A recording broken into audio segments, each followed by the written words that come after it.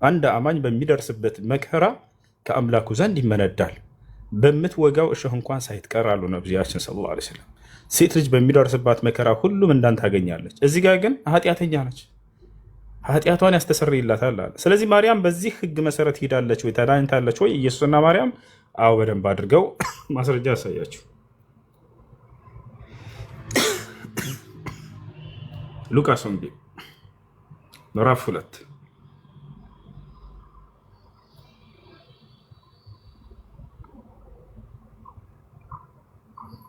እሺ ሁሱ ልክ የረከሰችበት ረክሳለች የሚለውም ልክ አሁን ልክ እንደዚህ እንደተጻፈ ነው ማየት የምፈልገው ሉቃስ ወንጌል ላይ ሜት አድርጌው በሙሴ ህግ እንደተዳኘች ቀጥታ አሳይሻለሁ። የሙሴ ህግ ማለት አሁን ያነበብነው በዚህ ህግ ላይ ነበረች ማርያም።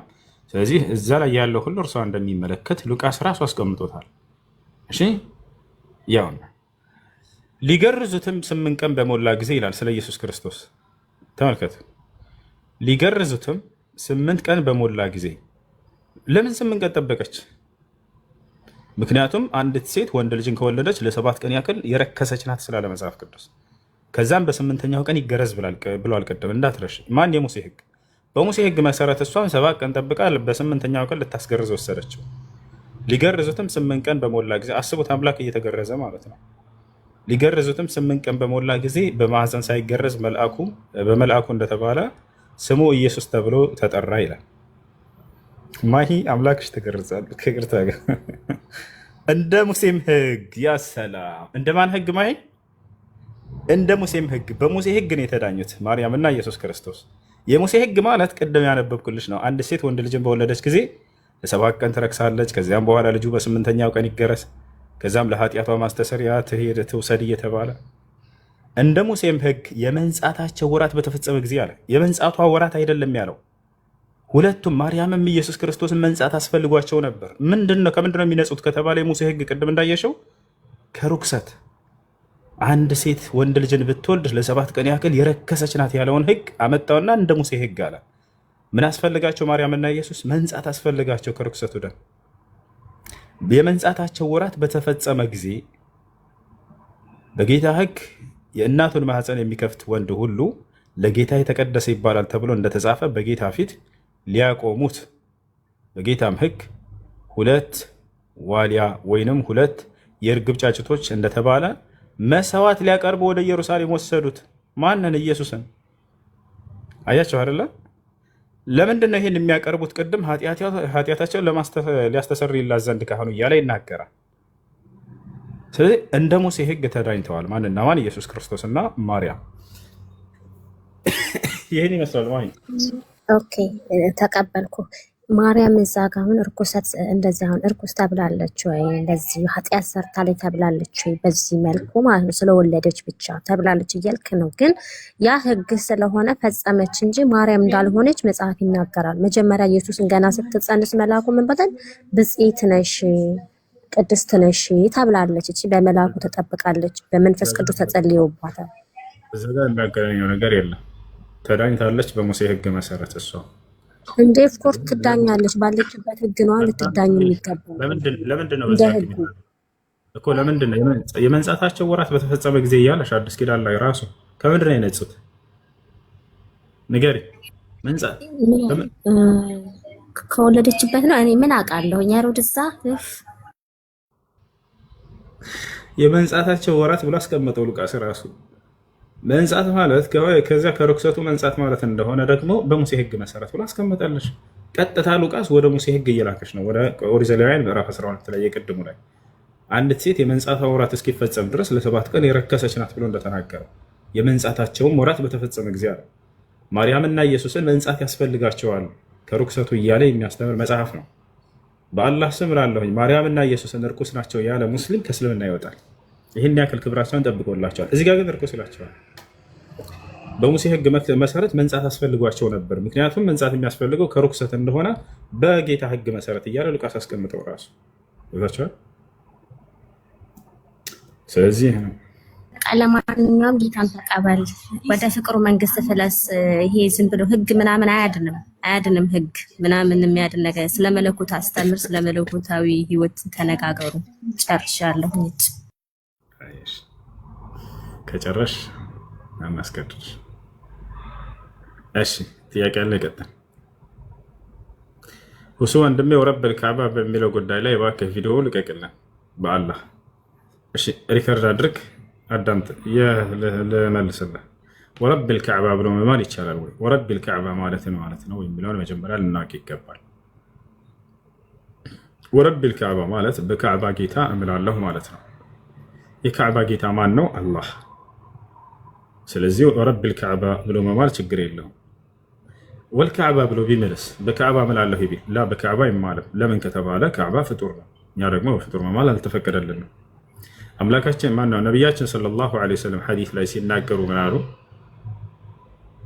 ላ ተሕሊፉ ቢአባኢኩም ወላ ቢአጅዳዲኩም መን ካነ ሓሊፈን ፈልየሕሊፍ ቢላህ አው ሊየስሙት። በአባቶቻችሁም በአያቶቻችሁም አትማሉ። መማል የፈለገ በአላህ ብቻ ይማል፣ አለበለዚያ ዝም ይበል አሉ።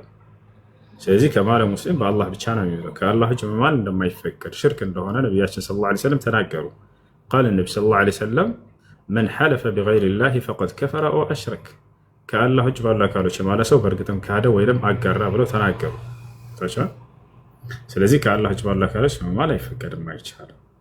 በካዕባ መማል አይቻልም። ወረቢል ካዕባ ማለት ግን በካዕባ ጌታ እምላለሁ ማለት ነው። ስለዚህ ችግር የለም እሱ። እሺ ቀጥሉ።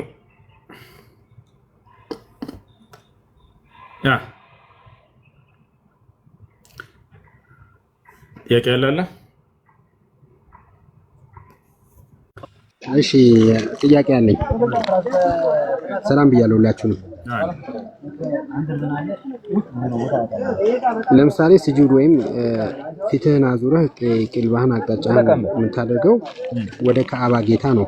ካዕባ ማለት ለምሳሌ የካዕባ ድንጋይ ኃጢአትን ይሰርዝልኛል፣ ኢባዳ ነው። በነገራችን ላይ አምልኮ ነው። እስቲ ልፈልገውሽ እና ኃጢአትን ይሰርዝልኛል እንዴ? ኃጢአትን ይሰርዝልኛል። ኦኬ ክፈት። እሺ ትልቁ ላይ ነው። ክፈት ልስጥ። ሐዲስ ልስጥ።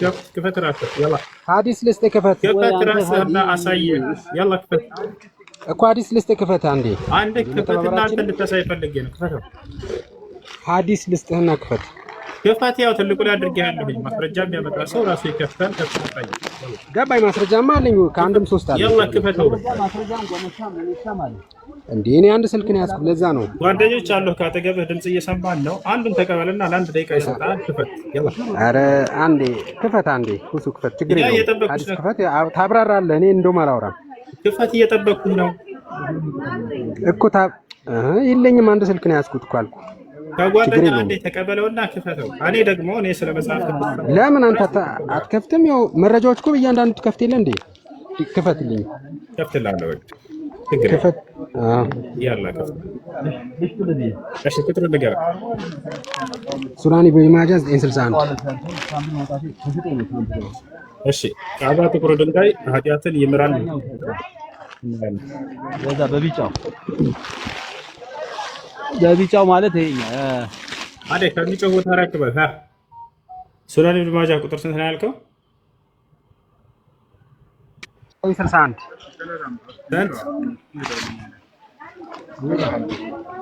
ስንት ነው ያልከው? 961 አዎ ከፈለክ ሳይ ሙስሊም እንሰጥሃለሁ። ና ክፈት። ችግር የለም አለ። የትም አልሄድም።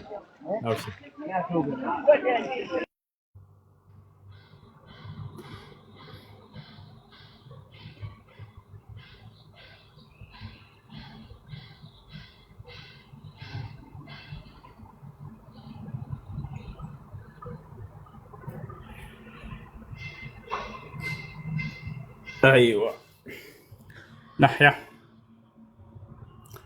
ሱናን ኢብኑ ማጃህ 961 ካዕባ ኃጢአትን ይምራል የሚለው የት ጋ ነው? የተናንሳ አንብበው አንዴ ማስረጃ አውጣልኝ ያልክ አወጣሁልህ። አንብበህ አስረዳ። ያላ ይሄ አይደለም፣ ይሄኛው አይደለም። ሱናን ኢብኑ ማጃህ 961 ያው ችግር የለም አይጠፋም። ይሄ አይደለም ሱናን ኢብን ማጃ እኮ ሱናን ኢብኑ ማጃህ ነው የሚለው አንብብት ያው ቁጥሩ ነምበሩን ሊያዘውና እንደ ይሄ አይደለም ብላክ ስቶን ነው ብሎ እንደውም ሁለት አይን አንድ አፍ ይሰጠዋል ብሎ ነው የሚናገረው። ያው ሱናን ኢብኑ ማጃህ ነው ተስዟል። መሳቅ አይደለም ያው አውጣልኛል ተባበርኩ። ካልሆነ ቆይ እስኪ ወጥቼ ስክሪንሻት አድርጌ አመጣልሃለሁ። ችግር የለም ስክሪንሻት አድርጌ አመጣልሃለሁ።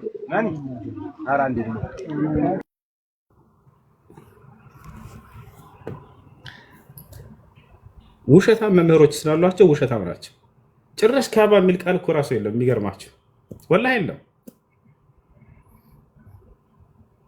እንዲህ ጭንቅላታቸውን ባዶ አደረጓቸው። በጣም አዝናለሁ ወላሂ ላዚም ለኢትዮጵያ ክርስቲያኖች በጣም የማዝነው። አውቆ ጭንቅላታቸውን ድፍን ያደረጓቸው ስለ እስልምና ጥላቻ ማለት ነው። ለሚናገሩ ንግግር የሌለ ማለት ነው። ወላሂ ካባ የሚል ቃሉ ራሱ እኮ የለም። የሚገርማቸው ከሙስሊሞች ፊት ቆማችሁ ልትናገሩት የማትችሉትን ቅጥፈት ነው የሚነግሯቸው። ገብታችኋል አይደል? ይሄን ሁሉ የሚያደርጉትና የሚጫወቱት በጭንቅላታቸው ላይ ለምንድን ነው? እምነታችሁን እንዳትፈትሹ፣ ዘወር ብላችሁ ስለ ክርስትና እንዳታዩ። በቃ ይሄ አምላክ ሞተ፣ አምላክ ወንድ ልጅ ነው የሚለውን በቃ ያንን ሊያስረሷችሁና ጭራሽ እስልምናን ጥላቻ በልባችሁ ውስጥ የሚዘሩባቸው ወላሂ ላዚም ለዚህ ነው፣ ሌላ አይደለም። ቀን ሌሊት 24 ሰዓት ነቢይ ሙሐመድን ይሰድቡላችኋል፣ አላህን ይዘልፉላችኋል እንደፈለጉ። ይሄን ያደርጉት ጭንቅላታቸውን ለመድፈን ነው። አምላክ አላህ ሲናገር ምን ይላል? ፈስተኸፈ ቀውመሁ ፈአጣዑሁ አለ። ፈርዖን ህዝቦቹንም አቄላቸው ጭንቅላቱን አለ፣ እነርሱም ሰሙት ታዘዙት አለ። ወንድ ልጅን አምልኩ አላቸው፣ እኔ አምላክ ነኝ አላቸው። ፈርዖን አሜን ብለው ተቀበሉት። ጭንቅላታቸውንም አቄላቸው አለ በእርሱና በሰራዊቱ። ልክ እንዲሁ እያደረጓቸው ያለ። ቆም ብላችሁ አስቡ። ጥያቄ ያለው መቀጠል ይችላል። አይ ሰላም አለይኩም።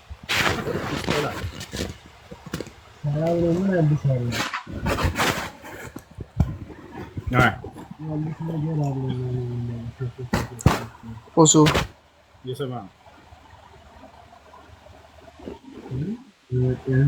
ይሰማል።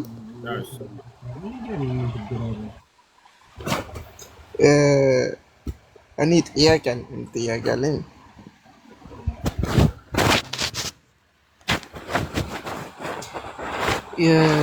የእናት አክስት ልጅ ማግባት ይቻላል? የአክስት ልጅ አጎት ልጅ ምናምን በዚህ ማግባት ችግር የለም። ኦኬ። እንትንስ የአያት ገንዘብ ሀራም ይሆናል? የአያት ገንዘብ ስጦታ ከሰጠህ ነው ወይንስ ውርስ ነው ወይንስ በምን መልኩ? ኖ ለምሳሌ የሆነ ገበያ ኑሮት እሱ እኔ እዛ ቦታ ላይ ግን አልፈቀደልኝም። እዛ ቦታ ላይ እሰራለሁ፣ የሱ ነው፣ ሙሉ ሀብቱ የሱ ነው። ከዛ እኔ እያነሳው መጠቀም እችላለሁ? ፈቅዶልህ ከሆነ ችግር የለም። ሳይፈቅዶልህ ግን አይቻልም። ሀራም ይሆናል? አዎ፣ ፈቃደኛ መሆን አለበት። ያለ ፈቃዱ ልትወስድ አይገባም። ኦኬ። እሺ፣ የሆነ ቦታስ የሆነ ድርጅት ላይ እየሰራው የቤቱ ምግብ አልተመቸኝም። የቤቱ ምግብ ሳይመች ሲቀር እና ከዛ ከድርጅት ላይ እያነሳው መጠቀም ይችላሉ? እሺ፣ የድርጅቱን ባለቤትና ኃላፊ ማሳወቅ አለበት። እዚህ የሚቀርበው ምግብ ለሰራተኞቹ አልተመቸኝም እና ፈቀደልኝ ብለህ እሱን አስፈቅድ። ባለቤቱ ተቀራይ። ስለዚህ ሀራም ይሆናል እሱ? ያለ ፈቃድ አይቻልም። እሺ፣ አመሰግናለሁ። እሱ ጨርሻለሁ። እሺ፣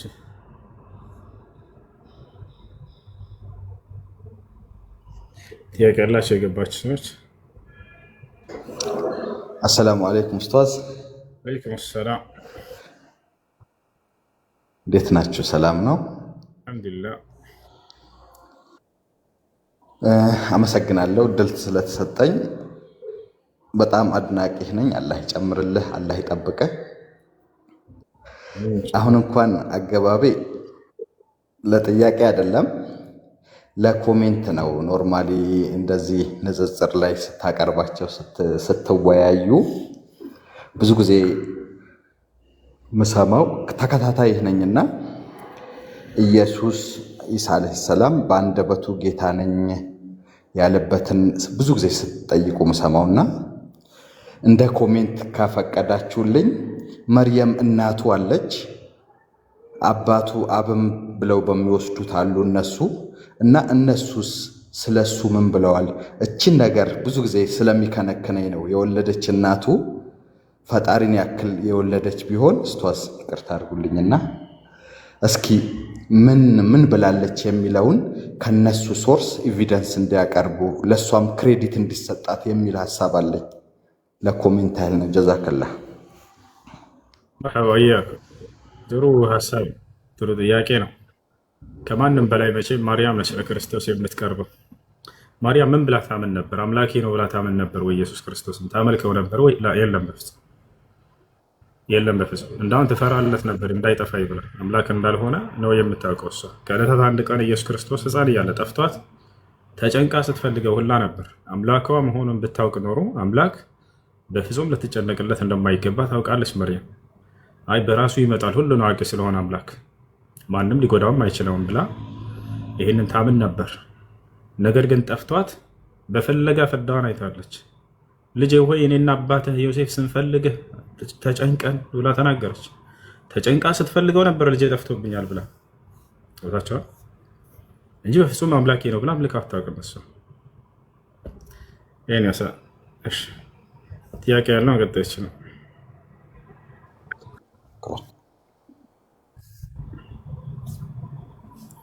እሺ ኪዳን ጥያቄ አለ። ኪዳነ ምህረት እናቴ የሚለው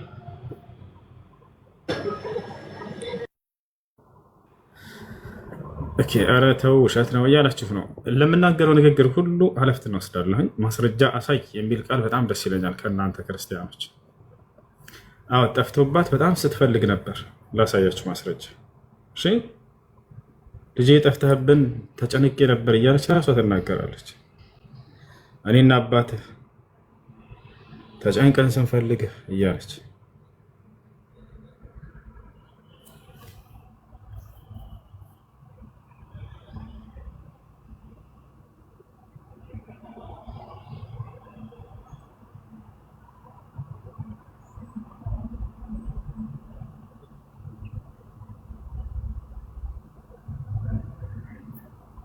እሺ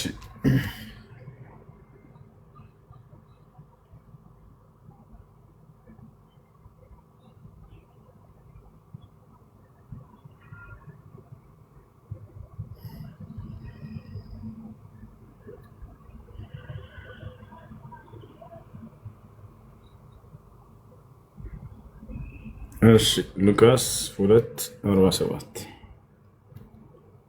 ሉቃስ ወንጌል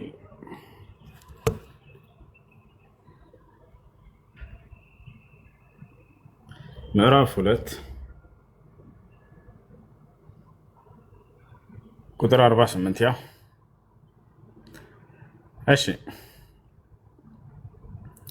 ባዩትም ጊዜ ተገረሙ። እናቱም ልጄ ሆይ ለምን እንዲህ አደረክብን? እነሆ አባትህና እኔ እየተጨነቅን ስንፈልግህ ነበር አለችው። ከላይ ጀምሬ ላንብብላችሁ ስለ ኢየሱስ ክርስቶስ እንደሆነ የ12 ዓመት ሕፃን ልጅ በሆነ ጊዜ ይላል። ገና ሕፃን እያለ በ12 ዓመት እንደ በዓሉ ስርዓት ወደ ኢየሩሳሌም ወጡ። እንደ በዓሉ ስርዓት ወደ ኢየሩሳሌም ወጡ ይላል። ቀኖቹም ከተፈጸሙ በኋላ ሲመለሱ ብላቴናው ኢየሱስ በኢየሩሳሌም ቀርቶ ነበር። ዮሴፍም እናቱም አላወቁም ነበር ይላል። እዛ ቀርቶባቸው አላወቁም። እነሱ ከመንገደኞች ጋር የነበረ ስለመሰላቸው የአንድ ቀን መንገድ ሄዱ። ከዘመዶቻቸውም ከሚያውቋቸውም ዘንድ ፈለጉት። ባጡትም ጊዜ እየፈለጉት ወደ ኢየሩሳሌም ተመለሱ። አስቡት፣ አምላክን እየፈለጉ ጠፍቶብናል ብለው ተጨንቀው ማለት ነው። አምላክ መሆኑን ቢያውቁ ኑሮ አይፈልጉም ነበር። አምላክ ሁሉን ያውቃል፣ የትም ሊጠፋ አይችልምና ይመጣል ብለው ያምናሉ። እነዚህ ሰዎች ፍለጋ ገቡ ተጨንቀው።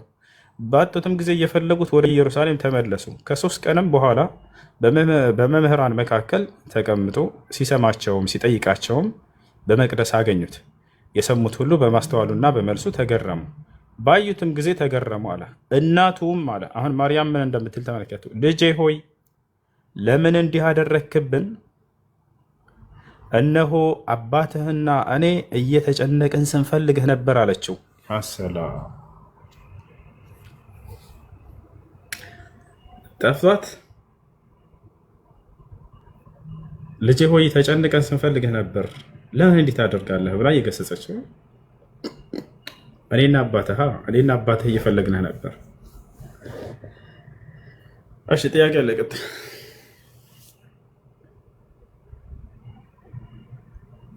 ጥያቄ ያለው ይቀጥል። እሺ ሲጀመር እኮ እሱ አባቴ የተባለው እኮ በእንትን በስጋ ምድር ላይ ያሉ ነው እንጂ የሰማይ አባቱ አይደለም። አባቱ ማን ነው ስለሚል ነው። ተጨንቃ ስትፈልገው ነበር ጠፍቶባት ነው። ይህን ነገር ውሸት ስላሉ እያሳየናቸው ነው። እኔ የስጋው አባቱ ነው አላልኩም። አባቱ ይላል መጽሐፉ። ዮሴፍን አባቱ እኔና አባቱ እኮ አባቱ መሆኑን እርግጠኛ ነህ? መጽሐፍ ቅዱስ እንደዛ ይላል። አይ እሺ ጥያቄ አለሽ? እሺ እኔ እሺ እዚህ ጋር ማለት ነው ዮሴፍ የማርያም ጠባቂ ነበር፣ ባሏ ነበር።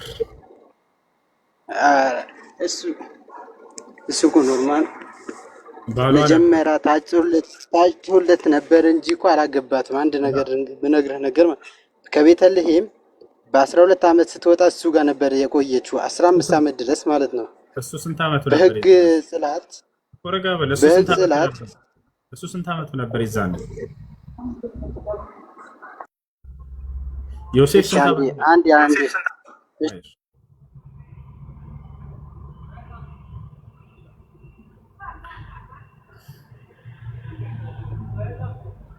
እሺ ዮሴፍ ስንት ዓመቱ ነበር ማርያምን ሲያጫት? እሺ እጮኛ በሚለው እንሄድበታለን። ባሏ ነው አይደለም የሚለውን ለምን ትዋሻለህ? ወላሂ ነው ያሏሽ። ባሏ ነበር። መጽሐፍ ቅዱስ ላይ ባልና ሚስት እንደነበሩ አሳያቸዋለሁ። ነገር ግን አሁን እዚህ ቦታ ላይ ማን ነው የሚመልስልኝ? እስኪ ማርያም በ12 ዓመቷ ብሎናል። ልክ እንዲሁ ደግሞ ዮሴፍ ስንት ዓመቱ ነበር የዛን እርሷን ሲያጫት በሚለው እንያዘው። ሲያገባት እንደሆነ አሳያቸው። ዮሴፍ ስንት ዓመቱ ነበር? እሱ እኮ እጮኛ የተባለው እኮ ጠባቂ ማለት ነው።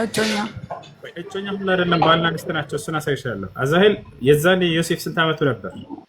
90 ዓመቱ ነው። እድሜውን አላውቅም፣ ግን ጠባቂዋ እንደሆነ ነው የማውቀው። እሺ አሁን ሚስቱ እንደነበረች ላሳይሽ ነው። እሺ ማስረጃ አሳየኝ። አሳይሻለሁ፣ ችግር የለም። አሁን ሜት አድርጉት። ሚስቱ ነበረች የሚለውን አሳየኝ። አሳይሻለሁ፣ ችግር የለም። ሜት አድርገናል። እሺ እንግዲህ አማርኛው ላይ እነዚህ ሰዎች ሲተረጉሙላቸውን ብላቸዋል። እጮኛ ብለው እንዳለ ተርጉመውላቸዋል ዮሴፍን። አዲስ ኪዳን በምን ቋንቋ ነው የተጻፈው? በግሪክ ነው የተጻፈው። ገብታቸዋል። ወደ አማርኛ ሲቀየሩላቸው እጮኛ ብለውላቸዋል። የሚገርማቸው አረበኛውን መጽሐፍ ቅዱስ ከፈለጋቸው አሳያቸዋለሁ። ሚስቱ ብሎ ነው ያስቀምጠው፣ ቀጥታ የግሪከኛውን ማለት ነው። የኢትዮጵያ ኦርቶዶክስ ምንድን ነው የኢትዮጵያ ክርስቲያኖች ግን ይሄ ሲተረጉሙ ምን አደረጉ? እጮኛ ብለው ተናግረዋቸዋል። ገብታቸዋል። እስኪ ግሪኩ ምን ይላል የሚለውን ቀጥታ እጮኛ የሚለውን ቦታ ወስዳችሁ ብታዩት ምን እንደሚል ላሳያችሁ። ልክፈትላችሁ።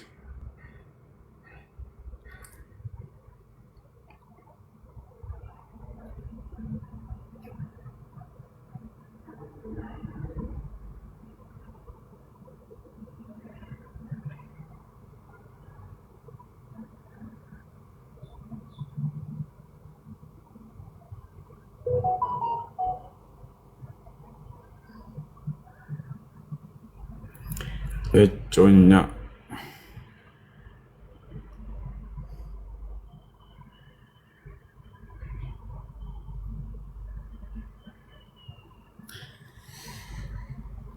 እሺ ሉቃስ ማን ነው? ማርቆስ ወንጌል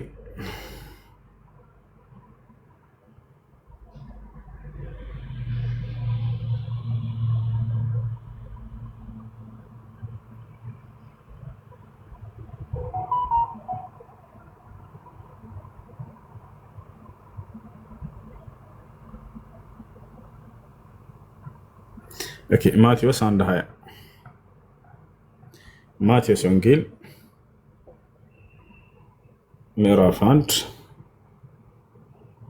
ቁጥር 20 መጀመሪያ አማርኛውን ብለው እንደተረጎሙላቸው ላሳያችሁ። ምዕራፍና ቁጥሩን ያዙ። ማቴዎስ ወንጌል ያው ምዕራፍ 1 ቁጥር 20 እርሱ ግን ይህን ሲያስብ እነሆ የጌታ መልአክ በሕልም ታየው፣ እንዲህም አለው የዳዊት ልጅ ዮሴፍ ሆይ ከእርሷ የተጸነሰው ከመንፈስ ቅዱስ ነውና እጮኛህን ማርያምን ለመውሰድ አትፍራ ይላል። ምዕራፍና ቁጥሩን ጻፉት አንዴ። ማቴዎስ ይታያቸዋል። ማቴዎስ ምዕራፍ 1 ቁጥር 20። አሁን ቀጥታ የግሪኩ ላይ እንሄድ።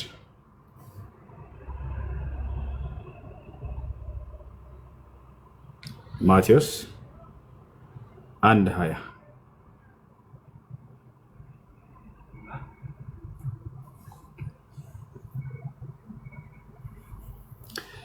እሺ ያውና ወደ አማርኛ ቀይረናል።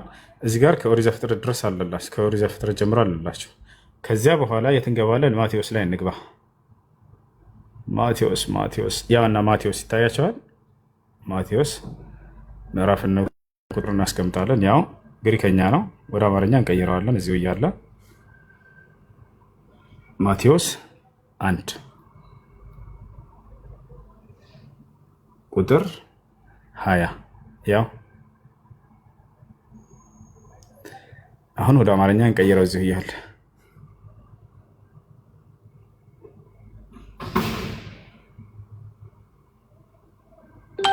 ያና ወደ አማርኛ ቀይረናል። እሺ ከፍ እናድርገው እንዴ።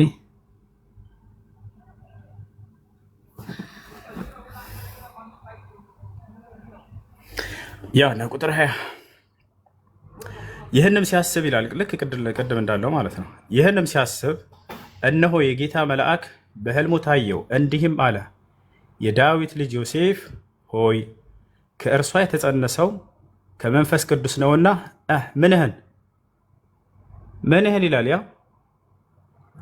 ሚስትህን ማርያምን ለመውሰድ አትፍራ። ያ ሰላም አማርኛ የኢትዮጵያ ኦርቶዶክስን ብለው ተረጎሙላቸው፣ እጮኛህን ብለው ተረጎሙላቸው። እንዳለ እጮኛ ብለው የተረጎሙላቸውን የግሪኩን ሄዳችሁ ብታዩት ሚስቱን ብሎ ነው ያስቀመጠው። ባልና ሚስት ነበሩ። አያችሁት? የሰው ሚስት ቀምቶ ነው አምላክ ማርያምን እንድታረግዝና እንድትጸንስ ያደረገው። ይሄ ራሱ እንደው አይብሮ የሚፈቅደው ነገር ነው፣ የሚቀበለው ነገር ነው። ሚስቱ ነበረች፣ ቃል በቃል ሚስቱ እንደሆነች የግሪከኛው ላይ ስትሄዱ ታገኝታላችሁ። አማርኛ ላይ ግን ሲሸውዳቸው የኢትዮጵያ ቄሶች እጮኛ ብለው እንዳለ ተርጉመውላቸዋል። እጮኛው ሳትሆን ሚስቱ ነች።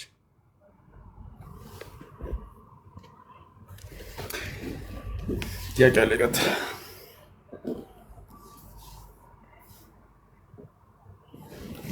ጥያቄ ያለ አሎ፣ እኛም ደንግጠናል።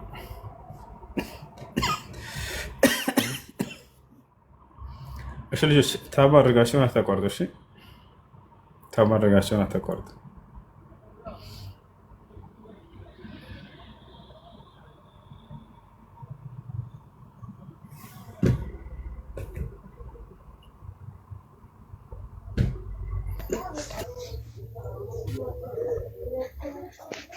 እሺ